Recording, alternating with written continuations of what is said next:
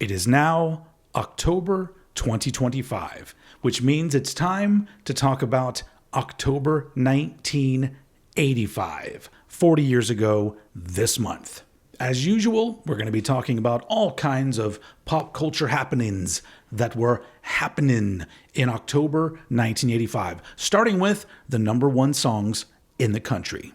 For the first week of October 1985, the number one song in the country, once again, was Money for Nothing by Dire Straits. But if, like me, you were already sick of that song even back in 1985, you're going to be very happy because a way better fucking song became number one the second week of October 1985, and that is Oh Sheila by Ready for the World. This is a fucking banger. This is like fucking 80s skating rink gold. It's like these kind of songs, I hear them and I just imagine that I'm just wobbling around, occasionally holding on to the rail to keep my dumbass from falling over. And, you know, there's the disco ball with all the lights going everywhere and all these older kids that all skating backwards and you're fucking annoyed as hell at them. But it's all right because Oh Sheila is blasting out of the speakers. A song that should have been number one for way longer, but I'm perfectly okay with the song that replaced it for the third week of October 1985, Take On Me by A-ha. This is one of those like quintessential 80s songs. We've talked about a few of them in this series of episodes, but there's those certain songs that I feel just are a perfect auditory summation or words like that of the 80s and the feeling of the 80s. And I think Take On Me by A-ha is gotta be in the top 5 of those. But weirdly enough, it was only number one for 1 week. And then we had a brand new number one. First time I think we've seen her pop up on the number one charts in the 80s. So congratulations to Miss Whitney Houston for her single, Saving All My Love for You. Honestly, I love months like this where we get a different number one song every week. And then you look at these songs and you go, holy shit, these were all like crammed into 1 month in 1985. That's just fucking exciting. But then you skip over to the number one albums section that I'm about to get to, and you realize it's just fucking Brothers in Arms by Dire Straits that's number one again all fucking month. Who the hell was buying this album? Apparently a lot of people, and what the fuck do I know? Okay, before I piss off all the boomers, let's move over to the number one movies in the country for 1985, October to be exact. I'm very excited about this one. For the first 3 weeks of October, have I been saying the right year? For some reason, my brain keeps wanting to say 1991. Maybe that's because I wish it was 1991 and not 2025, but we're not talking about that right now. We are talking about 1985. Got it? For the first 3 weeks of October 1985, the number one movie in the country was Commando. Now, I didn't see this movie in the theater.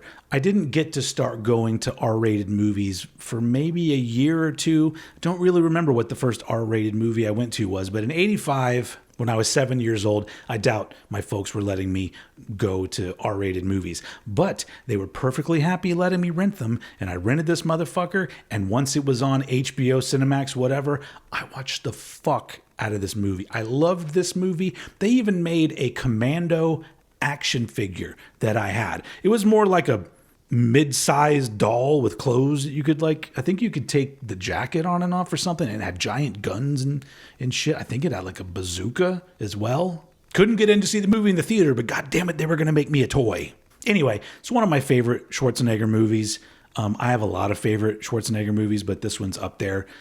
It's just it's gotten so much better with age because a lot of these movies, now that they are quote unquote very 80s, I watch them and I'm just like, this is so awesome because it's almost like it's become a completely different kind of movie. It was just a movie that came out in the 80s and now it's an 80s movie that feels very 80s, and 80s action movies were just the shit, and 90s action too, but we're not talking about that right now. All right, for the last week of October 1985. So if I do this, I'll remember the numbers. This is a movie that I did not see, was not aimed towards me, and did not even appeal to me at the time, and then never appealed to me. It's probably good. I don't know. The movie is Jagged Edge. and it stars Jeff Bridges and Glenn Close. And I feel like it's just one of those adult-oriented thrillers that came out around the time. And, you know, those, like, from the mid-'80s up until the mid-'90s, there was just a slew of these adult-oriented thrillers that, you know, it's like, there's a killer on the loose, and there's some titties. Join us for Jagged Edge. All right, now we're moving on to the album releases of October 1985. It's a pretty packed month. A good variety of classic albums came out this month, 40 years ago. Starting with an album that there is no concrete date that I could find. I saw a website that said it was the 1st of October, so I'm going to run with that.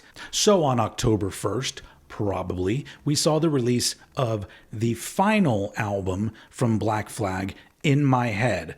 I'm saying it's final because I don't want to think about anything else that happened 30 years later. This was the ending of the band as far as I'm concerned, and the ending of my favorite era of the band, the Rollins era. It's my least favorite Rollins era Black Flag album. Still good though. So that's just, I mean, one man's opinion. You're just watching his show. Anyway, so that came out the beginning or sometime in October 1985. On October 11th, we see the release of Power Windows from Rush.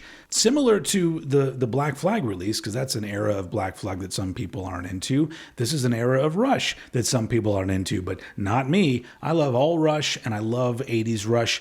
Funny enough, there are albums surrounding this album that I like more than this album.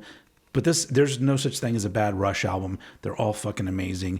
And there's so many great songs on Power Windows. And it's right smack in the middle of that era where the keyboards and 80s production hadn't yet come to the peak. They will soon after. But at this point, I feel like they're just, I don't know, they used that shit so fucking well. It just seamlessly was incorporated into their sound and the kind of songs that they were writing. And it's just perfect. I would not change a thing about any Rush album, especially Power Windows. On October 14th, we see the release of a classic live album, Live After Death from Iron Maiden. Recorded on their Power Slave tour, was recorded on a date somewhere in the United States, if I remember right. I don't have it right in front of me. I usually have my vinyl, and I just decided to keep things flowing and not have to worry about all that extra stuff. You get it. I have records. But yeah, amazing live album, amazing album cover. There are so many great Iron Maiden album covers, and this is just one of them. Now, on the 15th, I'm assuming some of these dates are UK, some of these dates are US. Who knows? That they are considered the first dates the albums were released, or they're totally wrong. Who cares? Let's talk about this next one. Feel the Fire from Overkill, the debut album from Overkill, came out on October 15th, 1985. A strong debut album, but I feel like they would get better and better as they moved into the later 80s. And honestly, I like their 90s stuff too. But once again, we're not talking about that, Steven. Jesus. Okay, moving on to October 26th, a very important release for me back then and now. Did I already say October 26th? That's the date. The soundtrack to Miami Vice. Now, this album was fucking huge. So much so that I even heard it back in the day. I think I had it on cassette. Maybe I stole my mom's cassette. Either way, absolute classic. Aside from like the Miami Vice theme and like Crockett's theme and the cool music from the show, you also had all these great pop songs from the show that were, you know, popular and then made more popular because Miami Vice was fucking huge. Like in the Air Tonight, You Belong to the City. There's just so many fucking good songs on this. And once again, it's a really great collection of music of the time. So you stick it on now and it's just like, oh man, this shit was fucking cool and is still cool in a totally different, more awesome way. If you can't tell, I dig the 80s vibe. And once again, that's why we're here. All right, finally, October 28th. This is a fucking banger, folks. October 28th. Spreading the Disease from Anthrax. The second full-length Anthrax album, the first with Joey Belladonna, and it's just fucking great. The first, you know, real proper Anthrax sounding album, although Fistful of Metal is fucking great. Don't get me wrong. This one is just so good. Banger after banger on this album. I've always really loved the artwork too. It's like it's a different kind of thing than some other metal artwork of the time, I really like it. It's interesting that there was a composition where a painter painted this thing and he spent so much time drawing a giant shoe, but it looks awesome. So there you go. Okay, so that's it for October 1985. If it sounds like I'm rushing through, it's because I am, because there's weird issues going on with my computer and my camera, and it's kind of annoying, but I'm going to try to get this video finished. Let's move forward another 10 years. All right, October 1995, 30 years ago this month, we're going to just rattle off some cool releases that all came out. All of these albums came out in October 1995. I'm just going to run through them real quick and just wait for a second. It's 1 month in 1995. Are you ready? October 2nd, Oasis, What's the Story, Morning Glory. Same day, The X Factor from Iron Maiden. October 3rd, Adrenaline. October 10th, Green Day, Insomniac, and Disco Volante from Mr. Bungle. October 17th, Dangerous Toys, the artist formerly known as Dangerous Toys, one that I really like that gets sadly overlooked. October 23rd, Osmosis from Ozzy Osbourne. October 24th, Smashing Pumpkins, Melancholy and the Infinite Sadness, and Stomp 442 from Anthrax, another very overlooked album in my opinion. And finally, October 31st, Halloween 1995, Alice in Chains by Alice in Chains, the final Alice in Chains album with Lane Staley. All that shit came out October 1995. What a fucking month. And just because I love this movie, I want to throw it out there because it also came out in October 1995.